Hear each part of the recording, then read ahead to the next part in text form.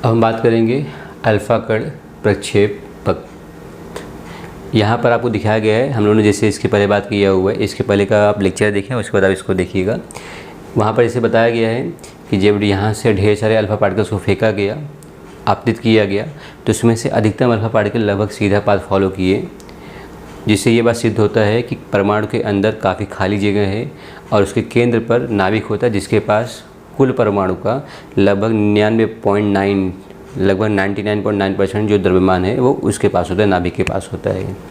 अब यहाँ पर एक छोटा सा नाम बताया गया है जिसको बोलते हैं संघट्ट प्राचल बी, इम्पैक्ट पैरामीटर।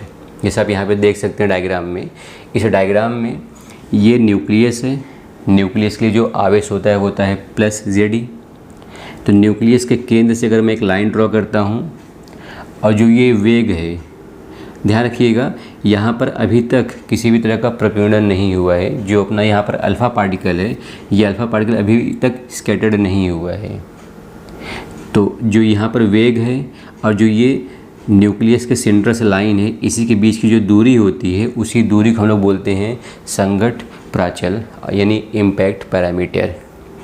आप यहाँ पे ऐसे समझ सकते हैं कि जो ये इम्पैक्ट पैरामीटर है वो बताता है कि कोई भी एक अल्फ़ा का कण जो है अगर वो प्रकीर्णित हो रहा है तो उसका जो प्रकीर्णन कोण है वो ज़्यादा बनेगा या कम बनेगा। ऐसे समझिए कि अगर कोई एक अल्फ़ा पार्टिकल इसके काफ़ी नज़दीक है, किसके, न्यूक्लियस के, तो उसके लिए जो बी का मान होगा इम्पैक्ट पैरामीटर का वो काफ़ी कम होगा। क्योंकि ये न्यूक्लियस के नज़दीक है, इसका मतलब ये है कि न्यूक्लियस और अल्फ़ा के बीच की दूरी कम होगी। और हमने इसके पहले बात किया था कि जो फोर्स होता है वो दूरी के साथ इनवर्स प्रोपोर्शनल होता है। इसके पहले के लेक्चर में हमने इस फॉर्मूले को देखा था। तो अगर दूरी कम होगा इसका मतलब बल ज़्यादा लगेगा, और अगर बल ज़्यादा लगेगा मतलब ये ज़्यादा कोण से प्रकीर्णित होगा, यानी इसके लिए जो प्रकीर्णन कोण होगा वो अधिक होगा।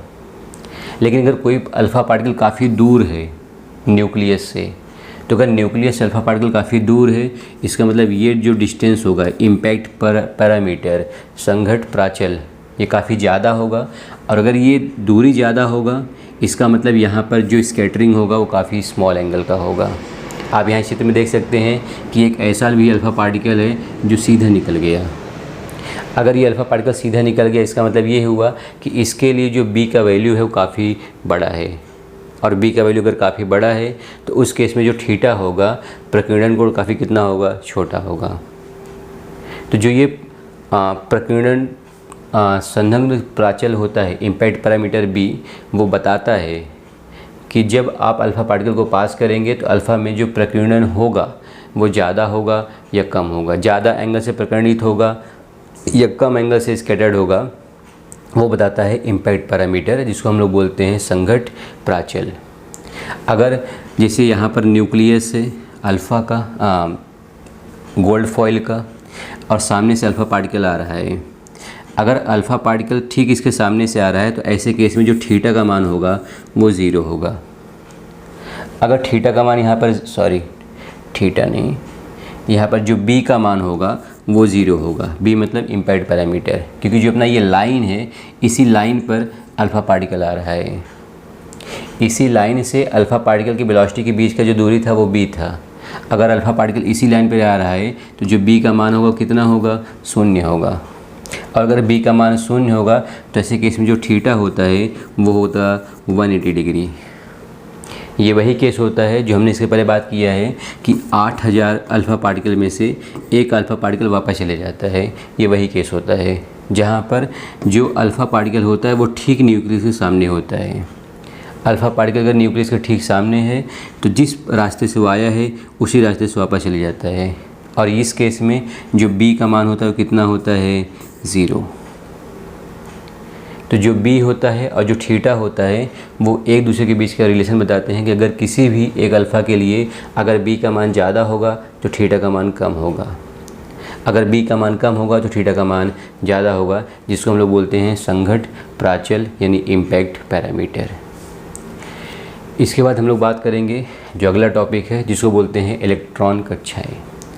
मेन यहाँ पर जैसे आप देख सकते हैं कि कोई एक न्यूक्लियस है न्यूक्लियस का जो आवेश होता है वो धनात्मक होता है, तो यहाँ पर लिखा गया है प्लस।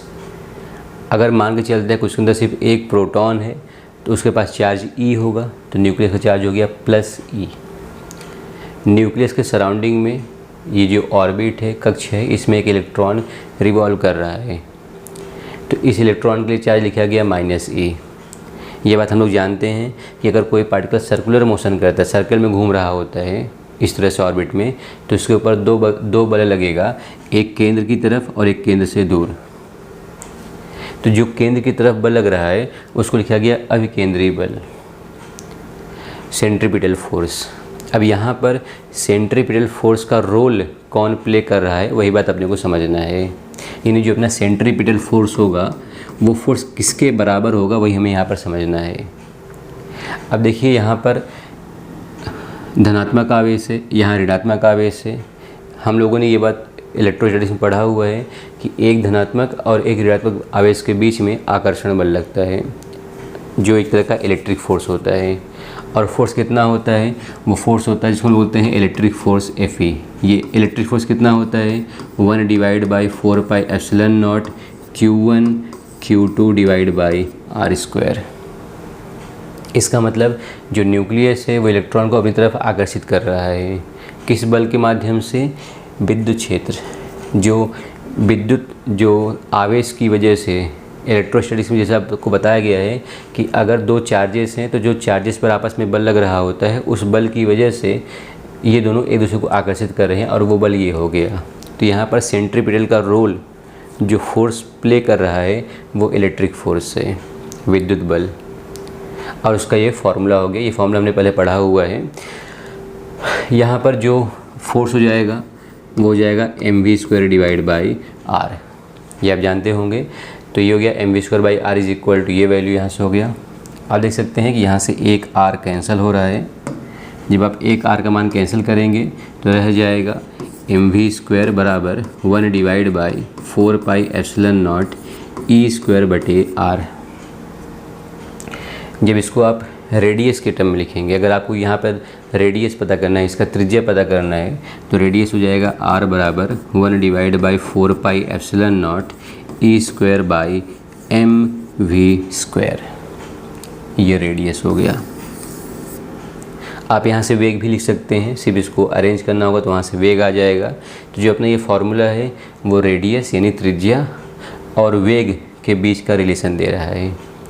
अगर आपको उस इलेक्ट्रॉन का, जो यहाँ पे इलेक्ट्रॉन सर्कल में घूम रहा है, अगर आपको इस इलेक्ट्रॉन का निकालना है गतिज ऊर्जा, तो हम जानते हैं कि जो गतिज ऊर्जा होता है, काइनेटिक एनर्जी, उसका फॉर्मूला होता है 12 mv²। और आप देख सकते हैं यहाँ पर mv² ये लिखा हुआ है, तो हम लोग इसी mv² का मान यहाँ पर रख देते हैं, तो ये हो जाएगा 12 mv²। यहाँ पर हम लोग रख देंगे इसको 1/4πε0 e²/r। तो यहाँ जो मिलेगा काइनेटिक एनर्जी, गतिज ऊर्जा, वो हो जाएगा e²/8πε0r। ये हो गया काइनेटिक एनर्जी।